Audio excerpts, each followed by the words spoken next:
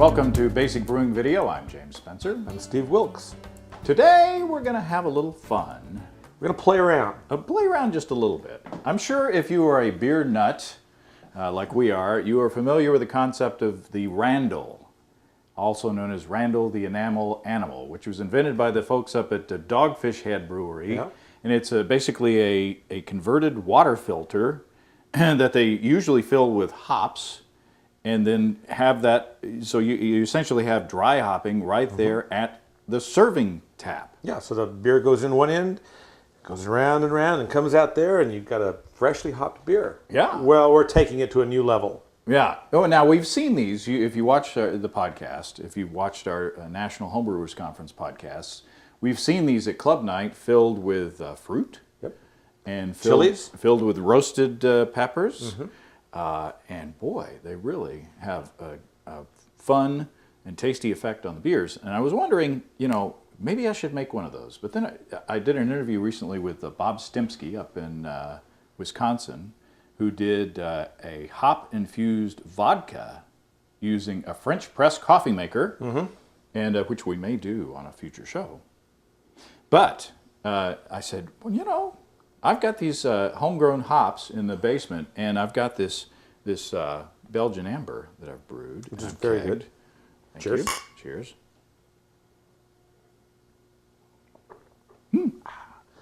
It's tasty on its own. The Steve's seal of approval. But I've thought, how would this beer taste dry hopped?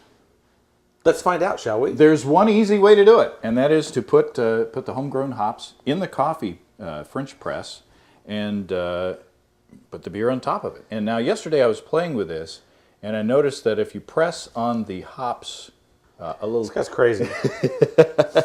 This is great. It's all in the name of good beer.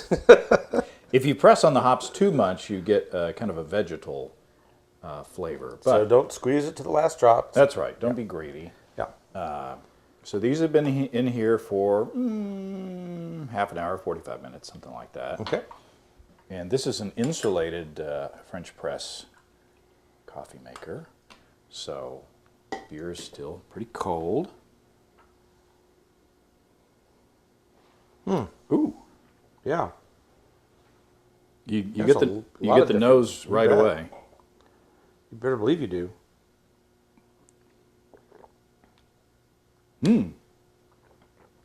That really picked up a lot of flavor. It's kind of bright, and there's a grassiness to it that's really nice, and kind of a citrusy, grapefruity. Mm-hmm. Well, what you'd expect for a Cascade, just right. That kind of. That's really tasty. That's really tasty, and it kind of softened the beer a little bit. To me, I don't know if that's maybe because some of the carbonation's been knocked out. Yeah, we've lost some of the carbonation, so that has something to do with it. But I think that's a good pairing combination, and those are Cascade hops that are harvested last year, and they've been vacuum sealed and in the freezer downstairs since June of last year. And they're still good, still way good. That's delicious, James. Well, thank you. So I challenged Steve with his creative mind to come up with something interesting along those lines. What did you come up with? Well, so what I did, my coffee press I use for coffee a lot, where you don't. And so I thought, oh, gee, I don't want to put a light, like a wheat beer or something in there because it'll pick up that coffee. So I thought, okay, let's work with a dark beer. So I got a porter, and I decided to mix it up with some Serrano chilies, some coconut, and a little cocoa powder. Now, how did you prepare the chilies? I cut them up. I really, you know what? This is something I've never thought about before. And when we talked about it yesterday, I thought, well, how do I do this? And so this morning I just went to the store and I kind of shopped a little bit. And I thought, well, chili porter would be nice, a little coconut porter would be nice, a little chocolate porter would be nice. Let's do it all. So I just cut one Serrano chili up and put it in there. I took about 1.5 ounces to 2 ounces of coconut. And I will say that I had to resort to sweetened baker's coconut because that's all I could find. Okay. And I think if I was going to do this for real or going to make a real coconut porter, I would go ahead and buy coconuts and toast it and do all that stuff. But and this is shredded. Yeah, this is shredded baker's coconut, and then a teaspoon of cocoa powder in two 12-ounce porters. So let's see. You want to squeeze it? Oh yeah, squeeze. Yeah, I bought this thing specifically for playing with beer, and I've done some steeping of grains in there, and I've done some hop teas and things like that. Right. And so, of course, the point here is not to produce, obviously this is a beer that would want to settle out or be filtered flavor-wise, Right. but we're looking for the flavor combinations, or at least that's what I'm after. Oh, wow. Boy. 3 exclamation points. I really get the chili in the nose. Excuse me. Sorry. I'll try to get some acetaminophen and take care of that. Doctor, I got a little chili in my nose. It hurts when I do this. Don't do that. Don't do that. Oh, you know what? Wow. I didn't expect, truthfully, here's what I expected. I expected there to be just a lot of heat Yeah. from the fresh pepper, Uh-huh. and I didn't expect much of the coconut or cocoa.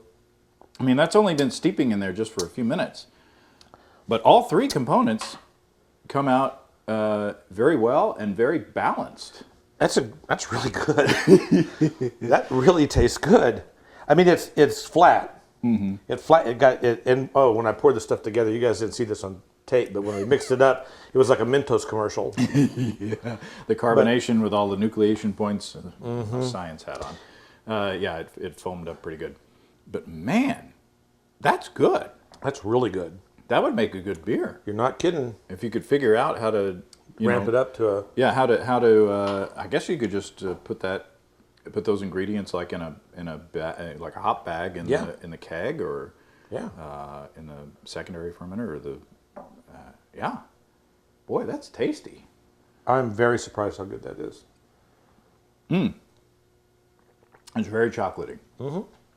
And And I was only going to put in about 1/8 of a teaspoon. I had no clue how much to put in. And James said, no, go for a teaspoon. So I was like, go for it. go for it.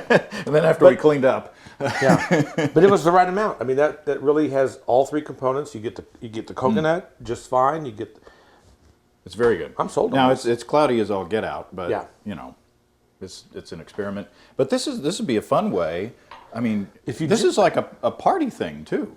Yeah. I mean, can you imagine setting up a little like a buffet bar? Make your own beer cocktail kind of a thing. Yeah. You try different kinds of hops. You try different kinds of ingredients together, things that you would never do with a full batch. That'd be a great, like a homebrew club. You could get together and get, let's say 8 or 9 different kinds of hops, Oh yeah, and just have a little hop party. Yeah. Where you check out the flavors. yeah. It'd be a great way If to you do get a new hop into the store and you want to see, you put a lightly hopped beer in there, and let it steep for a few minutes, and then there you Yeah. go. And see what it tastes like. Well, Boy. this has been enlightening. Yeah, a lot of fun. Which do you like better? Put you on the spot. I actually think I like the porter better. It's more adventurous. It's more fun. I think that's really tasty. It's really good. But I've had beers like that. Yeah, I've never had anything like that. This is really interesting. Yeah. That's a lot of fun. All right. Till next time. Cheers. Cheers. Happy brewing. Happy brewing.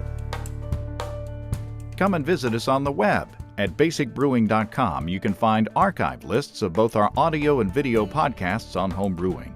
You can also find our DVDs, Extract Brewing and Partial Mashing, Stepping into All Grain, Low-Tech Lagering and Decoction Mashing, Introduction to Wine Kits, and for a limited time, our 2012 Brewer's Logbook.